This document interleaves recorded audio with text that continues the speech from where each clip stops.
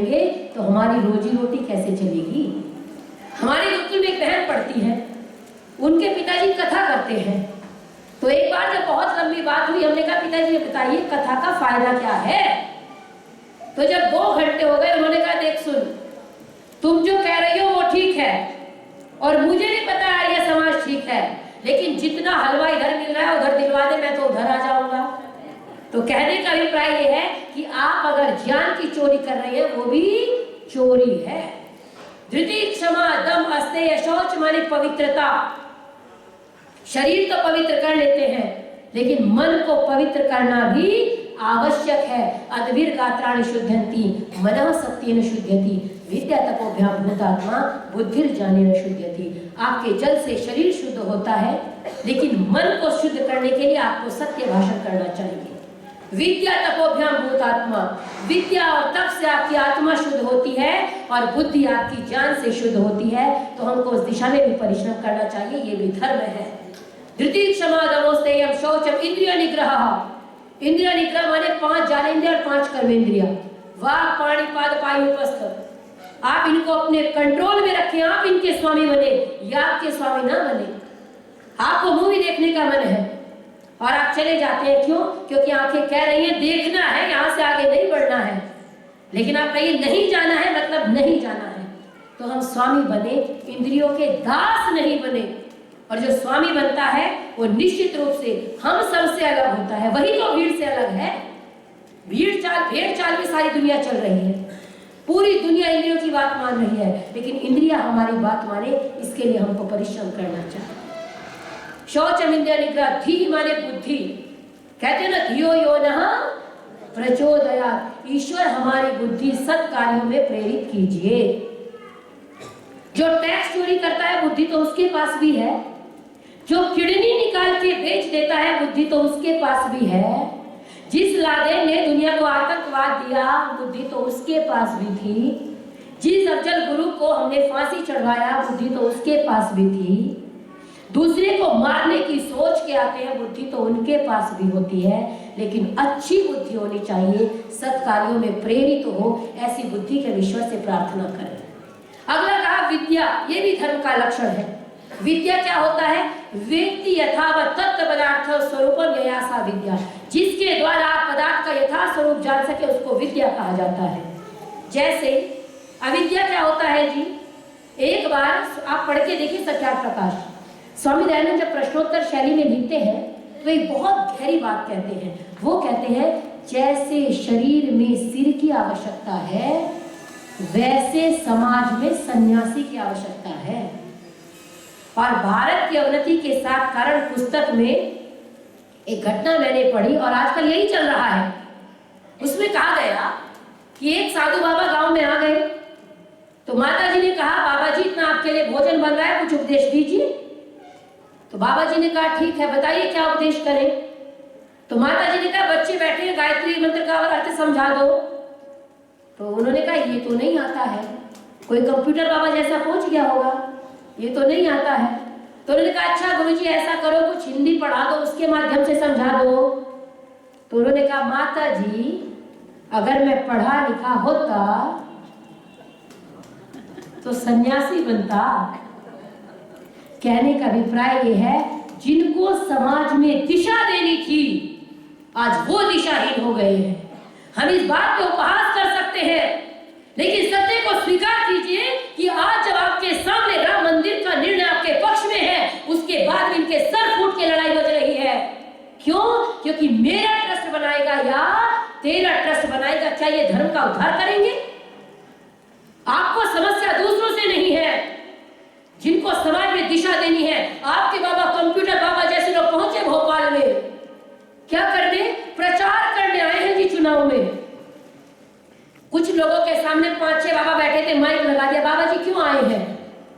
तो बाबा जी कह रहे हैं जी हमको नहीं पता था, हमको प्रचार करने लाया गया है, हमको पता लगा भंडारा हो रहा है तो हम चले आए। आप विचार करके देखिए, जिस समाज में दिशा देने वाले लोग इतने पथभ्रष्ट हो गए हो, उस समाज को दिशा कौन देगा? जिस समाज में स्वामी दयानंद जैसा एक सन्यासी आया और पूरी दुनिया में आज आर्य समाज आज उस समाज के पास सन्यासियों की फौज है, लेकिन फिर भी उन्नति नहीं कर रहे। क्यों? क्योंकि व्यक्तिगत स्वार्थ ऊपर हो गए। हमको कहा गया है ना संसार का उपकार करना, यहाँ तो संसार का उपकार छोड़िए, भंडारा जहां मिले वहीं पहुंच जाते हैं। इनको शर्म आनी चाहिए। मैं कहती हूँ ऐसे लोगों के पास से भगवा पहनने का अधिकार छीनना चाहिए। इसलिए नहीं कि यहाँ बैठी हूँ, इसलिए कि हमारे समाज का प्रतिनिधित्व करते हैं वो लोग। और जब बैठ करके लड़ते हैं कि तेरा ट्रस्ट बनाएगा, तेरा ट्रस्ट बनाएगा, या चंदा तेरे पास जाएगा, या चंदा तेरे पास जाएगा, तो इनको शर्म आनी चाहिए। जिस राम ने, जिन मर्यादा पुरुषोत्तम ने अपना इतना बड़ा राज्य त्याग दिया, उन राम के लिए आप युद्ध कर रहे हो, उनके लिए आपको लालच खाया जा रहा है। आप तो सन्यासी तब बने जब आपने वित्तेष्णा त्याग दी, आपने लोकेष्णा त्याग दी, आपने पुत्रेष्णा त्याग दी, और इन तीनों को त्याग के अगर कोई बना वो स्वामी दयानंद बना। उनका हम आज स्मरण करते हैं क्योंकि वो हम सब के वकील बन के आए। जिन शूद्रों को कहा गया वेद पढ़ने का अधिकार नहीं है, काशी में जाकर के कहा ये सब वेद पढ़ेंगे, दुनिया की कोई ताकत इनको रोक करके दिखाओ। लोगों ने मारने का प्रयास किया। लोगों ने कहा नहीं स्वामी जी, खजानजी लक्ष्मी नारायण जी के यहाँ प्रवचन चल रहे थे, स्वामी जी को बुलाया गया। उन्होंने बुलाया लक्ष्मी नारायण जी को, वहां पे बड़े बड़े पादरी ईसाई आए थे। उन्होंने कहा स्वामी जी को कहो इतना कड़वा ना बोले। तो मुंशी राम जी जो स्वामी श्रद्धानंद कहलाए वो भी लक्ष्मी नारायण जी के साथ थे। कहते हम दोनों ने सुना कि कहा गया कि जाकर के स्वामी जी को समझाओ इतना कड़वा ना बोले, उनके प्राणों को भय हो सकता है। जब वो सुनकर के आए और स्वामी जी के पास पहुंचे तो बहुत देर उन्होंने कहा मुंशी राम जी कुछ कहना चाहते हैं। तो उन्होंने कहा स्वामी जी के सामने कौन कहे स्वामी जी आप सत्य मत बोलो। ये होता है चरित्र, ये होती है ईश्वर भक्ति, ये होता है सन्यासी कि दुनिया की ताकत ये नहीं कह पाएगी आप थोड़ा सा सत्य कम बोलिए, इसको बोलते हैं आर्य समाजी। उन्होंने कहा, मैंने कहा मुंशी राम जी कुछ कहना चाहते हैं। तो मुंशी राम जी ने कहा नहीं स्वामी जी, लक्ष्मी नारायण जी मेरे को लेके आए, कहना तो इन्होंने है। अब जब फंस गए, कहते मैंने कहा स्वामी जी, स्वामी जी ने कहा देखो बहुत समय हो गया, इतना समय मेरे पास नहीं है, आपका समय फालतू है, मेरा नहीं है, मुझे वेद भाष्य करना है, आपको जो काम है जल्दी बताइए। उन्होंने कहा कि जी जी जी जी करते रहे बहुत देर तक। स्वामी जी ने कहा आपको बुलाया गया होगा और ये कहा गया होगा अपने साधु को कहना थोड़ा सत्य कम बोले।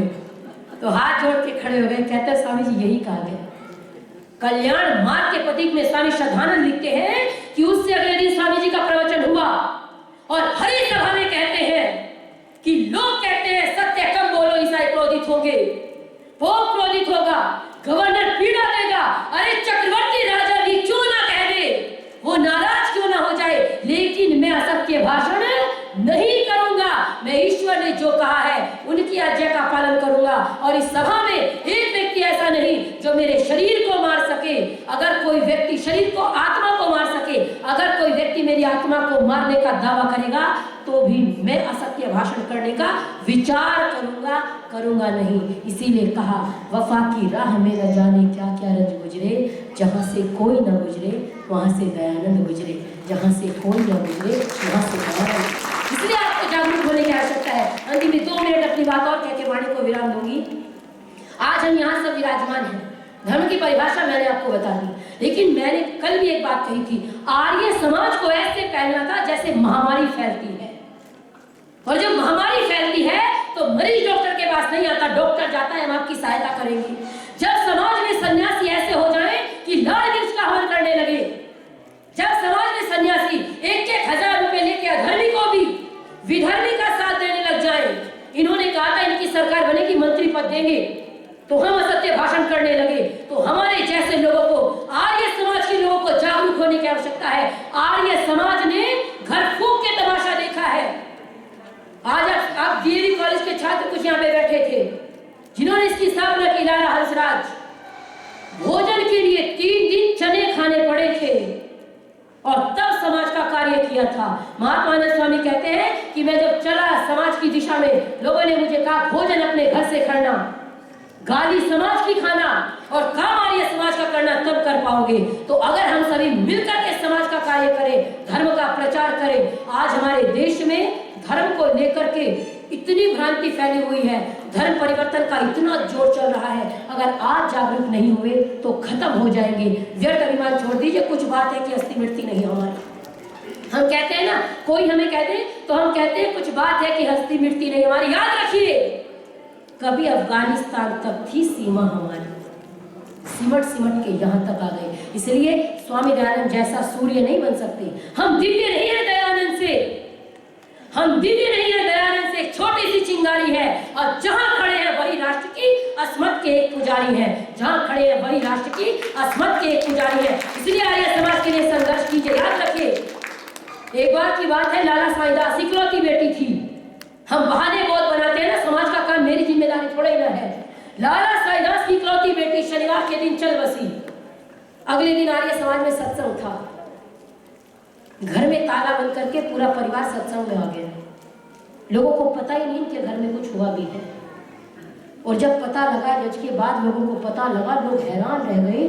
दयानंद का ऐसा सिपाही, इतनी दीवानगी कि जिस गुरुदत्त विद्यार्थी ने मनुस्मृति को लात मारी थी, उस गुरुदत्त विद्यार्थी ने 5 नियम आगे टांग लिए, 5 पीछे टांग लिए। देवी, ये जीवन आर्य समाज का है, मेरा कुछ नहीं बचा, ये दयानंद का है। तो मैं कहती हूँ, हम 100% नहीं कर सकते। अगर एक एक व्यक्ति मिलकर समाज में 10% कार्य करे तो इन धर्म परिवर्तन वालों की हम खटिया खड़ी कर सकते हैं, लेकिन बढ़ने की आवश्यकता है।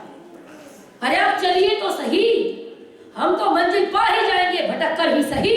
गुमराह तो वो है जो घर से निकले ही नहीं, गुमराह तो वो है जो घर से निकले ही नहीं। आपको रास्ता पता है, आप आगे बढ़िए। निश्चित रूप से इस समाज की दीवानगी को, दयानंद की दीवानगी को, आर्य समाज के प्रति श्रद्धा को लेकर के जाइए, हृदय में पीड़ा लेके जिए। नीम का पत्थर बन के लाला लाजपत राय को स्मरण करने का दिन है, उनको स्मरण कीजिए। अंग्रेजों की संगीनों के सामने सीना तान के खड़े हो जाते थे, पीछे नहीं हटते थे।